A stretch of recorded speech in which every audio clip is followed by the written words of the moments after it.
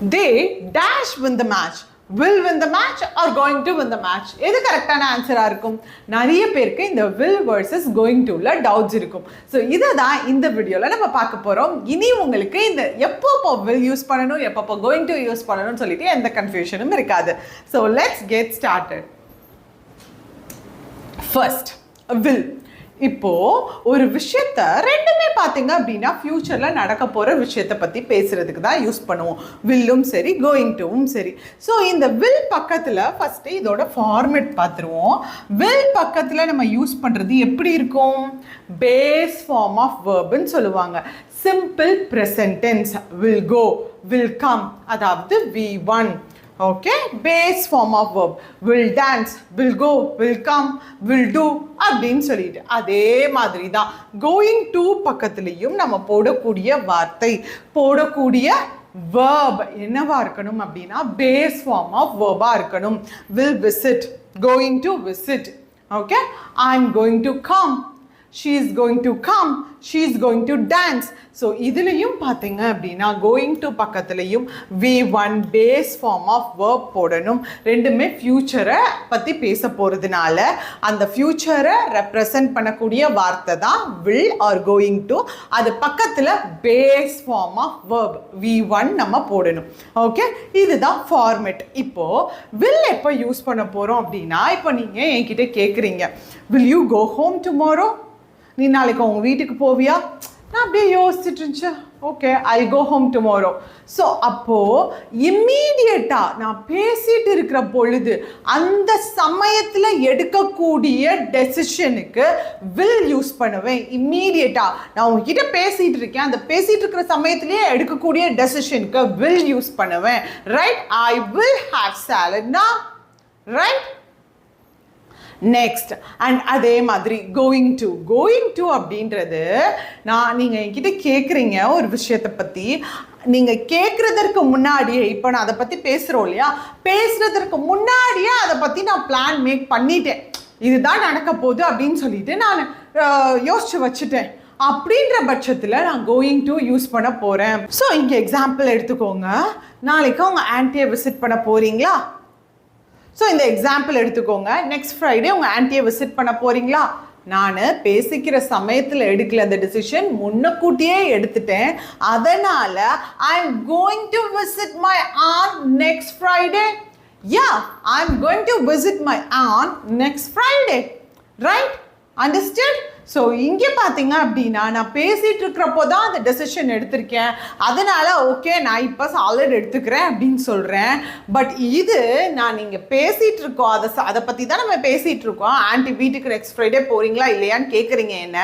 ஆனால் நான் உங்ககிட்ட நான் இப்போ பேசிகிட்டு இருக்கேன் இல்லை, இப்போ பேசிகிட்டு இருக்கிற இந்த சமயத்தில் இல்லாமல் அதுக்கு முன்னாடியே அதற்கான டெசிஷன் எடுத்து வச்சுட்டேன். இப்போ கண்டிப்பாக அந்த விஷயத்தை நான் பண்ண போகிறேன்ற பட்சத்தில் I am going to use பண்ணுவேன். Right, clear?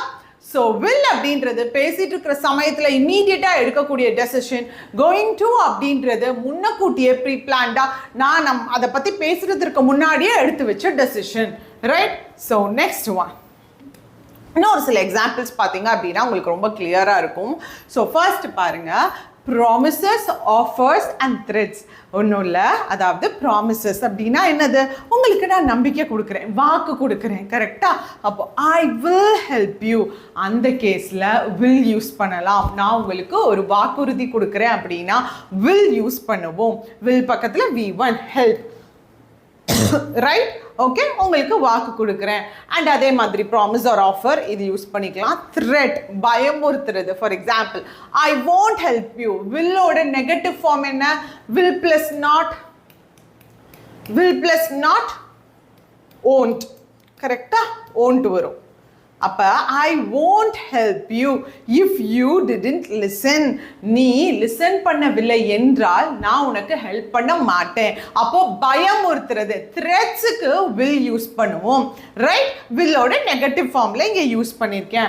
அண்ட் சிமிலர்லி பார்த்தீங்க அப்படின்னா ஒரு விஷயம் நடக்குது, நான் என்னோட பர்சனல் எக்ஸ்பீரியன்ஸில் முன்னாடியே இதே மாதிரியான எக்ஸ்பீரியன்ஸ் நான் பண்ணியிருக்கேன். அப்போது இதுதான் ரிசல்ட்டாக வந்தது. இப்போ ஃபார் எக்ஸாம்பிள் பார்த்தீங்கன்னா, நீங்கள் ஒரு கிரிக்கெட் மேட்ச் ஆடிட்டுருக்கீங்க. அந்த கிரிக்கெட் மேட்ச் ஆடிட்டு இருக்கிறப்போ உங்களோட ஃபேவரட் பிளேயர், ஃபார் எக்ஸாம்பிள் யார் எடுத்துக்கலாம், இப்போது ஹார்திக் பாண்டியான்னு வச்சுக்கோங்க. லாஸ்ட் ஓவர் ஹார்திக் பாண்டியாட்ட கொடுக்குறாங்க.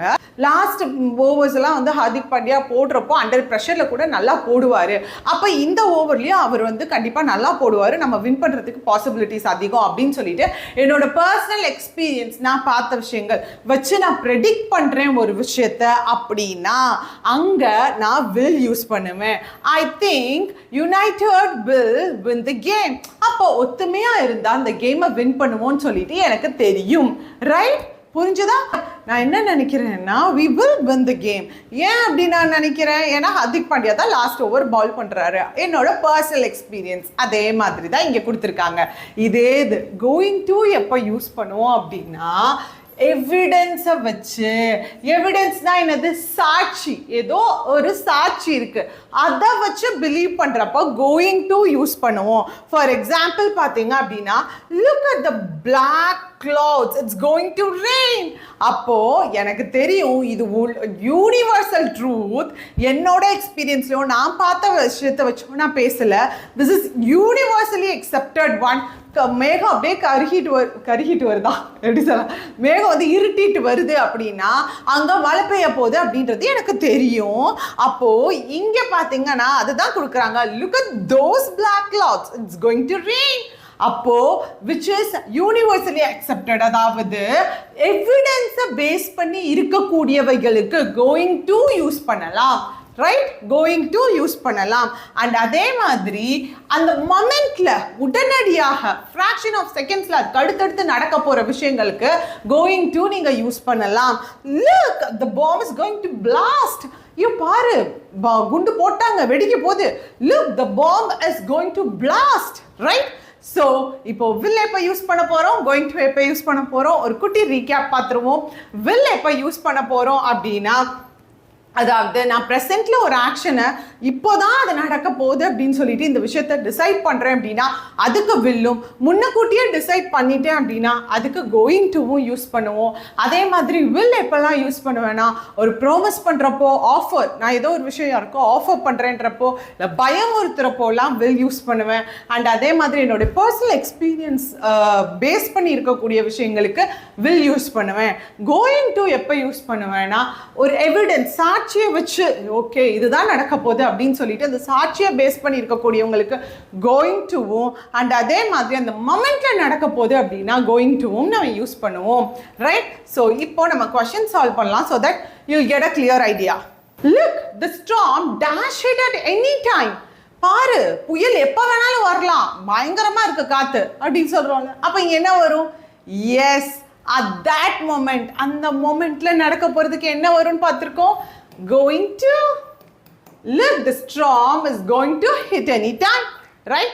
And I dash be there for you. ஒரு விஷயம் நான் ஒருத்தவங்களுக்கு ப்ராமிஸ் பண்றேன், நான் உனக்காக இருப்பேன் அப்படின்னு சொல்லிட்டு. அப்ப ப்ராமிசஸ்க்கு என்ன வரும் நம்ம பார்த்திருக்கோம். Yes, I will be there for you. I will be there for you. Okay? And அடுத்தது, I dash help you with the subjects if you need. Offer பண்றேன். எஸ், நான் ஆஃபர் பண்றேன், உனக்கு வேணும்னா இதை எடுத்துக்கோ, ஒரு விஷயத்தை ஆஃபர் பண்றேன் அப்படின்னா yes, I will help you with the subjects if you need. உனக்கு வேணும்னா நான் ஹெல்ப் பண்ணுவேன் கண்டிப்பா.